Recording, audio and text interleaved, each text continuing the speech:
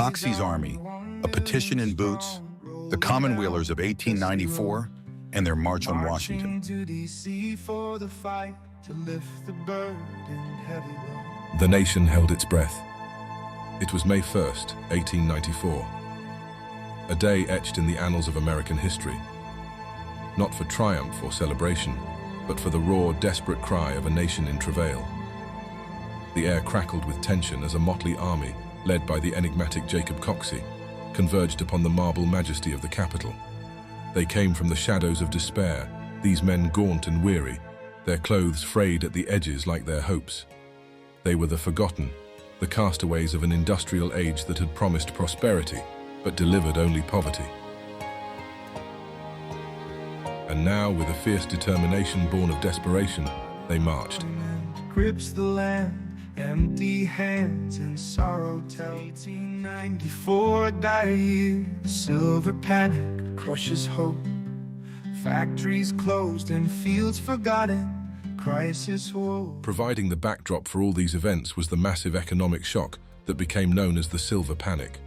It started in 1892 and became the worst economic disaster the United States suffered up to that time. In many ways, it was more devastating than the Great Depression of the 1920s. It's difficult to underestimate the hardships suffered by the people during this era. There was no such thing as government relief of any kind. There was no unemployment insurance, no social security, no government programs existed to help the poor unemployed masses. And there were many. In the mining-dependent states of the West, there was up to 50% unemployment. While industrialists flourished, conditions for the working class were often grim. Long hours, low wages, and unsafe working environments were commonplace. And of course, there's no safety net at that time.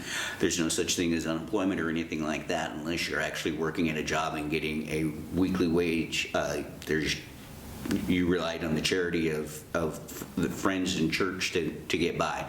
A lot of the individuals in these silver camps were actually married and they had families and things like that, so things became extremely depressed and extremely volatile, I guess, if you will. In response, labor unions emerged, fighting for better conditions and a fairer share of the nation's prosperity. Yet, the road to progress was fraught with challenges. Strikes and violence often marred the labor movement, and powerful corporations frequently held the upper hand. The late 19th century was a time of stark contrasts. A new aristocracy of wealth emerged, living in opulent splendor while millions struggled to survive. The likelihood of resentment and upheaval grew just under the surface. A popular uprising appeared to be waiting for a unifying cause and a spark to ignite the people.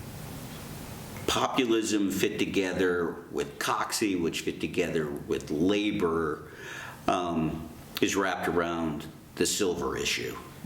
And the number of individuals that the collapse of silver put out of work.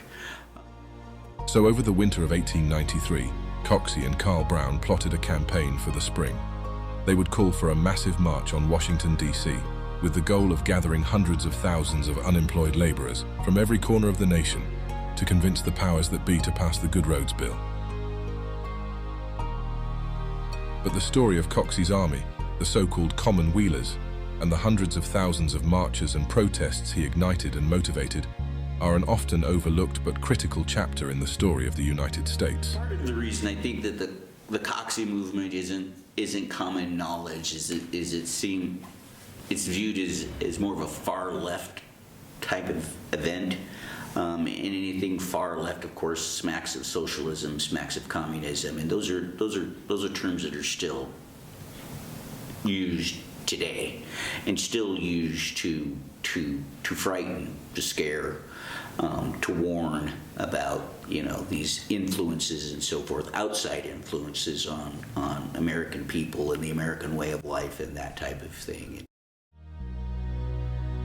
Here, then, is a short history of Coxey's army, his ragtag band of followers known as the Commonwealers, the first ever march on Washington by the common man, and the near revolution they ignited.